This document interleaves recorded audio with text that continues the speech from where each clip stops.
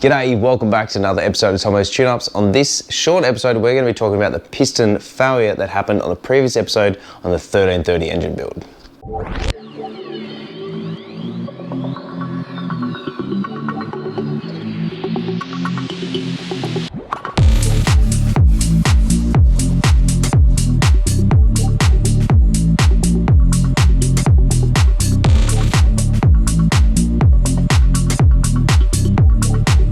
So folks, welcome back to another episode of Tomo's Tune-Ups, proudly sponsored by Minisport. So we are talking about the piston that failed on the previous episode of the 1330 engine build that I did last year for Chris in his Mark III Cooper S replica Classic Mini. So this isn't the piston that had failed, but it is one of the ones that came out of it. So there was only an issue with cylinder number 4.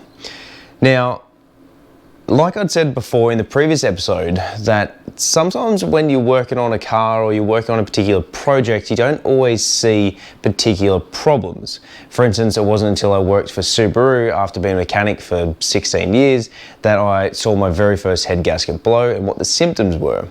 Now, that's because Audis and Volkswagens didn't really be known for that sort of thing. So over all the years that I'd worked on cars, I'd never actually seen a head gasket blow until I was into the field of working for Subarus. So not only that, but you're not always going to see those sort of instances. It wasn't until just recently I saw old Rodney come knocking on a block in a Holden Captiva. A customer brought his car in, said the engine stopped, and there was a tremendous amount of oil. We literally popped the bonnet, went, oh, hello, and you could see Rodney sticking straight out the side of the block, slammed the bonnet shut, and then just told this guy, mate, you need a new engine, see you later. So you don't always see those instances, and we always see things online like brake pads being worn down to wafer thin and the rotor detaching from the hub, all those sort of things, you don't always get to see those. So when I came across the piston that had failed, I was really quite concerned because I wasn't sure what to think. So this is what we'd found. I essentially went down to my local engine shop who does all of my work, Jenkins Performance Engines in Penrith. And I sat down with him and we had determined exactly what had gone wrong with this. Now essentially number 4 cylinder on an A series engine is generally the hottest cylinder. Now AC Dodd corrected me on this in the previous comments, so if you want to go back and have a look at that, you can on the previous episode. Apparently number 2 also runs quite hot. Not entirely sure why, not at this stage, I haven't seen his response yet. So as far as I'm aware, number 4 can get quite warm. Now if you look at MED, when they actually supplied these pistons, if you look at one of MED's videos, they talk about running the dry deck system, which is something we're going to talk about soon. Now, a dry deck enables the cylinder head and block to be completely blocked off, so they can't share water passages between each other. So what that means is between the cylinder head and the block, where they sandwich together, the ports in either side are blocked off. There's a hole drilled at the bottom of the block, or sorry, at the end of the block, should I say, at cylinder number 4, and then into the head at the back end, or the gearbox, or the transfer case end. And that enables the coolant flow to circulate from the block, from the water pump, through the block, up into the head, and then down, out through the thermostat, and away you go. Now, this is designed for optimum cooling. They've actually done testing at MED and said that they've found on the dyno, cylinder 1 compared to cylinder 4 has a 10-degree centigrade difference between the two, which is absolutely huge, especially in a very small engine such as a 1275. So what we suspected happened here was cylinder 4 had gotten hot, whether that be because of poor ignition timing, poor fuel, or it had just gotten a bit warm. So let's talk about those 3 things overall. So just getting warm. Look, it may have gotten hot. The temperature sensor is located near the thermostat, so that is probably going to be one of the hotter parts of the engine. However, if coolant is not circulating properly throughout cylinders 2, 3, and 4, it's probably going to be hotter down the other end of the cooling system. So how that happens is the water pump is pumping coolant throughout the entire system. Now don't get me wrong, cylinders 2, 3 and 4 do get cooled, just not as efficient as number 1. Number 1 is right near the water pump, it's pushing the coolant past it all the time, it's forever moving. So 1 and 2, in my opinion, it probably is going to run a bit cooler compared to 3 and 4. So if the engine had gotten hot, Chris probably would have noticed it. Yes, there was a couple of days there where he was driving it over the Harbour Bridge in Sydney and there was traffic. He had to put the thermofan on to get it cool. Yeah, But you got to remember, these are cast iron blocks and heads. They're going to take some pretty serious heat before they start to warp. Unfortunately, unlike a Subaru, that as soon as it gets above 30 degrees, bang, blow your head gasket, see you later, kiss your engine goodbye. So that could have been a situation, which it was. It may have just gotten hot, Chris didn't realise, and it led to the piston melting. And that's essentially what's happened here. The piston has melted on the side. So we'll get to that in just a moment. Now, ignition timing and fuel. So how can fuel affect it? Well, if you use the wrong octane fuel, the cylinder is getting too hot. So some fuels run cooler, some fuels can run hotter. So for instance, a low octane fuel in a high compression engine, it's probably not going to be the best for it. It's going to get way too hot. It's going to create pinging or pinking. And that is essentially when you get two detonations inside the cylinder. Let's talk about the workings of an engine first to understand how that all happens. So we have a 4-stroke engine, which means the piston moves up and down 4 times, and that is 1 revolution. So essentially, we have the inlet stroke. The inlet stroke is when the piston is traveling down. Both inlet and exhaust valves are generally open, depending what has been happening in the previous cycle of the engine. So what I mean by that is, on the power stroke at the end, at the exhaust stroke, you'll find as both valves are open to push the air out, some of them are still overlapping, so you get a bit of a scavenge effect. So it's pushing out some of the old gases and it's pushing in some of the new ones. So we have the inlet stroke, so the piston is moving down, the inlet valves are opening up as big as it can, and then as it comes to the bottom, it is then turning around, it's coming up. And now turning around, I mean the crankshaft. The piston is literally just moving up and down, the conrod's moving side to side, the crankshaft is moving in a circular motion. So as it's coming up, we have the compression stroke. So the piston's moving right to the top, it is then compressing the air and fuel inside there. As it compresses it, the ignition coil then is generating a magnetic field. It is then collapsing that field because of the points, which upon that collapsing, it then generates a spark. That spark then travels from the ignition coil through the HT lead to the distributor. It then goes through the distributor onto the rotor button, goes out through the cap, or the rotor cap that is, and then travels through the HT lead and then to the spark plug. Now, as it comes down through the spark plug, it has a gap at the end. The gap at the end is known as the electrode. What it has to actually do is that current, and it's not electricity because we're not talking about 240 volt systems here, we're not electricians, we're talking about current. That current then has to jump that gap. That's what creates a spark. A spark will always it'll always go the path of least resistance. So essentially what that will mean is if one of your ignition leads are worn or there's an issue in a circuit, something is shorting out, it is going to jump, something just flew in my ear. It is going to jump to that before it gets to the spark plug. So in doing so, it will short out and therefore the cylinder won't run properly. So as it gets to the bottom of the spark plug, it then has to jump the gap, which then creates a spark, which then creates the combustion and ignites the air and fuel. So we've got one explosion inside the cylinder and then pushing the piston down. The piston going down is known as the power stroke. So that is what's generating the power to keep it going. A 4-cylinder engine, every cycle there's always a power stroke happening, and that's what's keeping the engine in motion. So we got the power stroke, the piston's then been pushed down and then he's coming back up again to push out all of the exhaust gases on the exhaust stroke. So that's what's happening inside the cylinder. It comes to the top and then it starts again. So pinking is when pinking, is when you get two detonations inside a cylinder. Now how that happens is the exact reasons that we spoke about, and we'll get to ignition timing in a second. What can happen is it's like having a really good way is instead of it just firing once, bang, it's actually going bang, bang, bang, bang, bang, bang, every single time the spark plug's firing.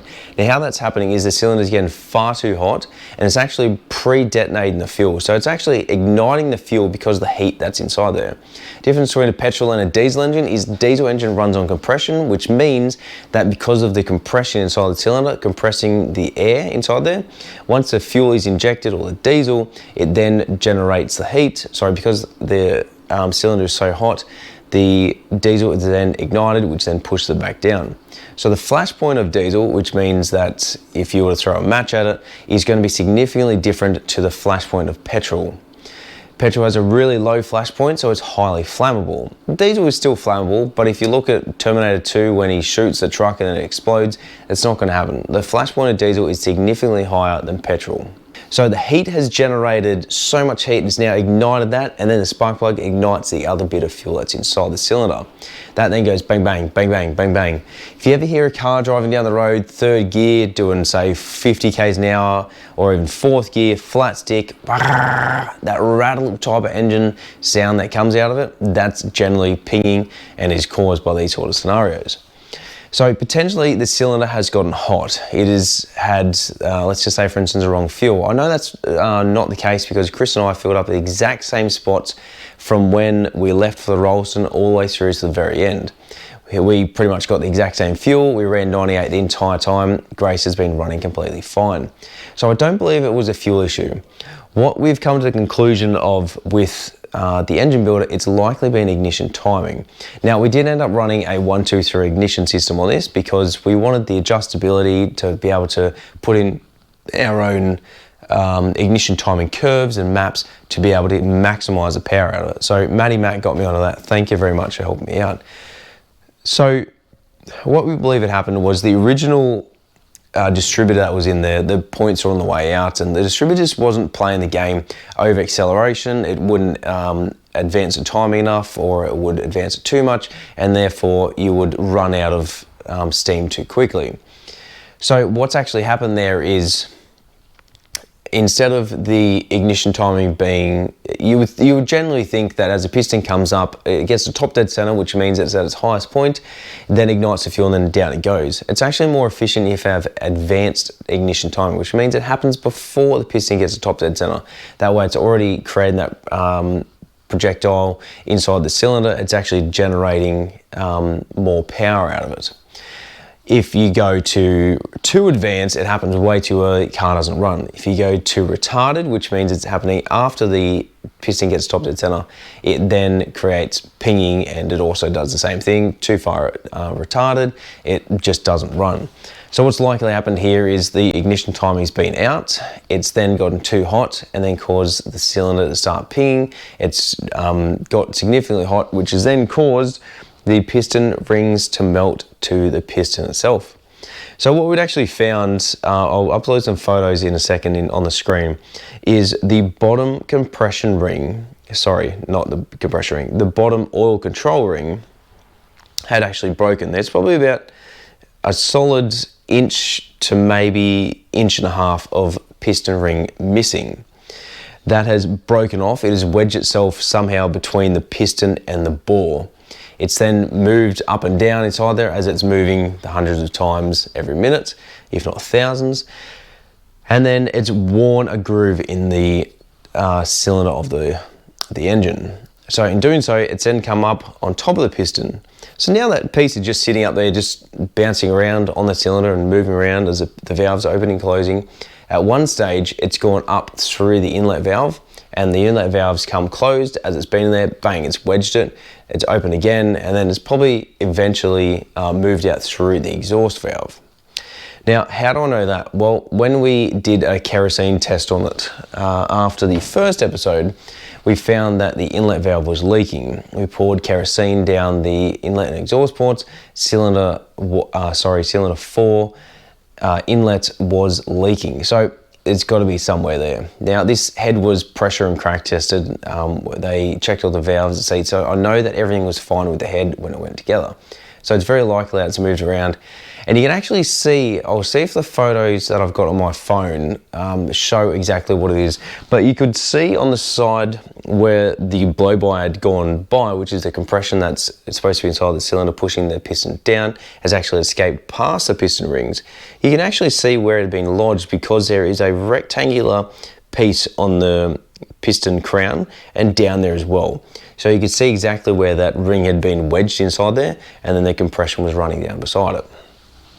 So it's a bit like when Hiroshima, the bomb went off, people walking down the street, and then it was so bright that their shadows were imprinted on the wall behind them. Exactly the same sort of thing when the piston has moved down and the compression's gone by the cylinder wall.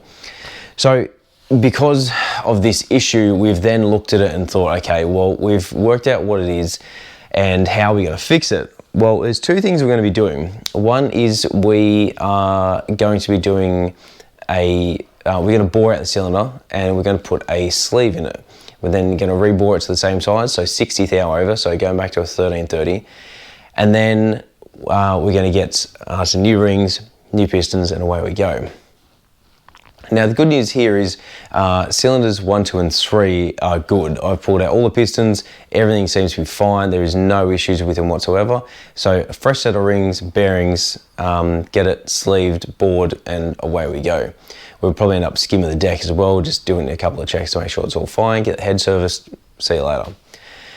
So there's that, but also, more importantly, we are going to be running a dry deck system courtesy of MED. These guys are one of the best in the business, and you know, I really enjoy their products. I really like them. They are expensive and they're not for everyone, but I really like their products.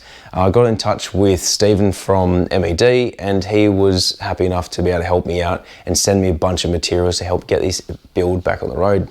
Now, there's probably a bit of discrepancy out there. People probably love and hate them, you know, a bit like Snap-on tools. I'm sure people out there love them, and there's other people that hate them and just want to go with the cheapest stuff. Now, I do apologise this video is going so long, but please bear with me.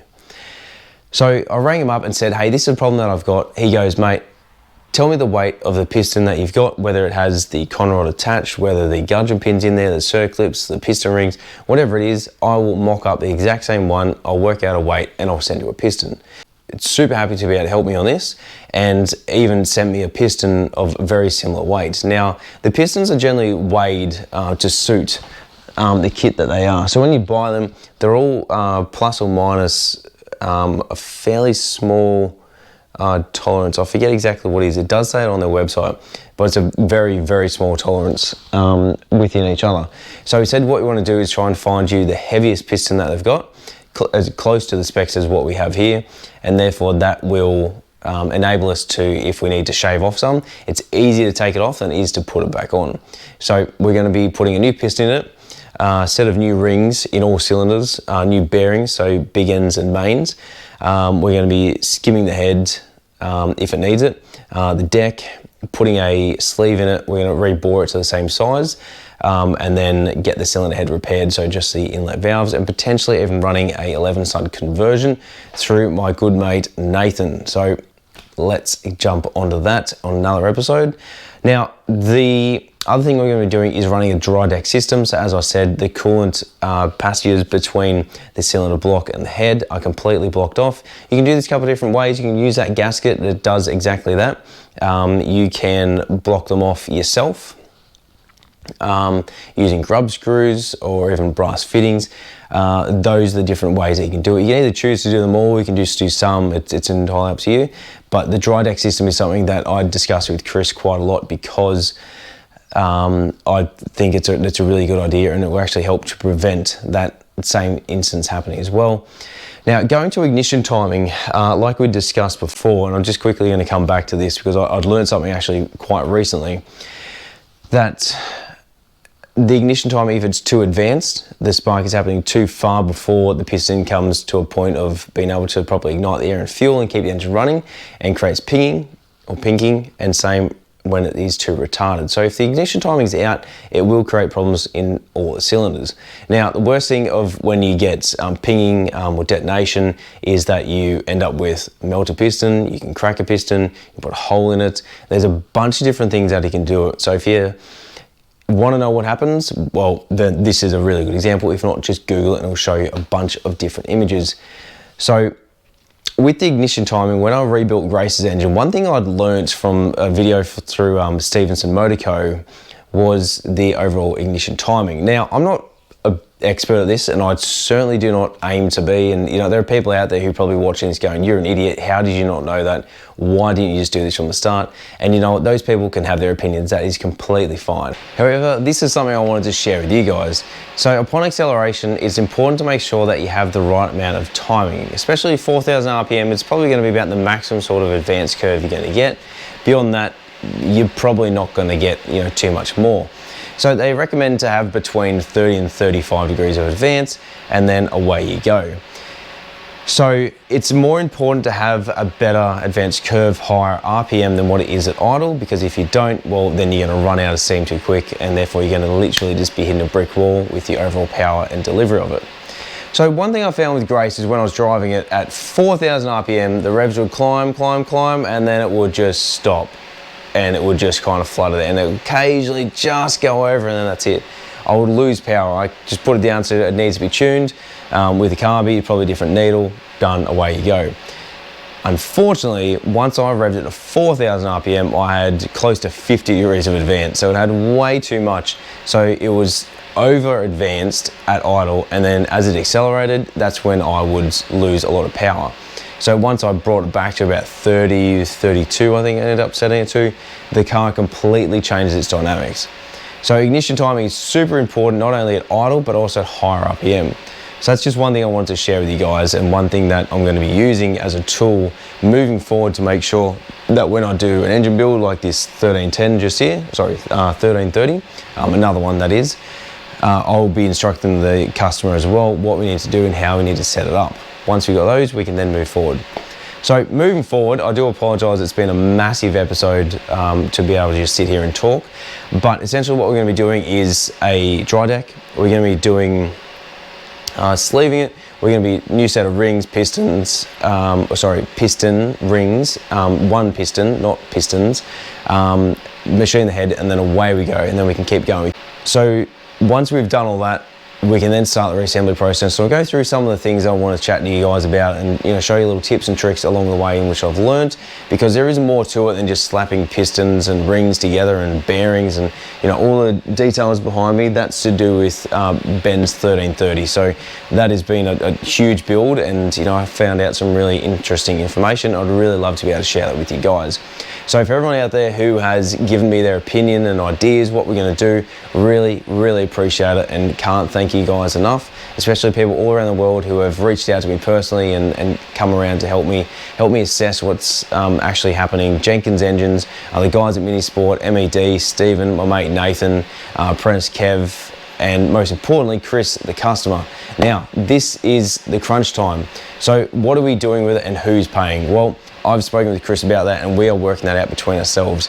It could be determined that I just said, well, you know what, screw you, I've taken your money once, I'll just take it again, this is the bill, you pay it, see you later. We've worked out a strategy between ourselves, and that's just not because he's a mate, but because I do this as a hobby and I guess in a way a business. I'm not the sort of guy that will just turn around and say, well, screw you, blah, blah, blah, you can just go elsewhere. I want to be able to see this engine from start to finish. It is my responsibility, and like we spoke about before, extreme ownership. That is something that I practice quite a lot. So we worked it out between us. I'm not going to say exactly what it is. I don't think it's really anyone's business as to who's paying for what, but we have worked it out between ourselves, and it was a very amicable decision in which we made together moving forward. So that's exactly what I offer. I do offer a lifetime warranty on all of my work that I do, and a lifetime warranty workmanship on all the work that I do. So if I did something that had failed, if this was me, the way that I fitted the piston, the rings, and it causes damage, I would cover the entire bill. And in our case, unfortunately, it's not something that I've done. It's out of my control. However, we have come to a solution in which we're going to do moving forward. I have a bunch of stuff coming up. The last couple of nights have just been super late. I've had my daughter's second birthday today, actually, at the time of filming this, so it's just been super hectic this week. We got another 1330 which we're going to be building. We're going to jump back onto Chris's when we can. As I said, I want to show you guys a bunch of different things. There's Grace we need to get back onto. Probably be taking off the road for a little bit. There's a few things I want to be doing. And the JDM car may or may not be featuring on the channel this year, but I'm really hoping we can get that underway. But that is the episode. Thanks for sticking by it for those of you who sat right to the very end. Thank you for all your comments and contributions, helping me to determine exactly what this is. I really appreciate all of your feedback and your advice. And by any means, if you ever want to drop me a line, please feel free to do so, either via email or send me a message on Instagram. Or alternatively, you can just drop it in the comment section below and just let me know. But thanks heaps for watching. Let's get cracking on it. Let's keep moving with Chris's engine and everything else we've got in the shed before it comes to Christmas, and keep moving the channel forward. Thanks heaps for watching. Catch you on the next episode of Tomo's Tune-Ups.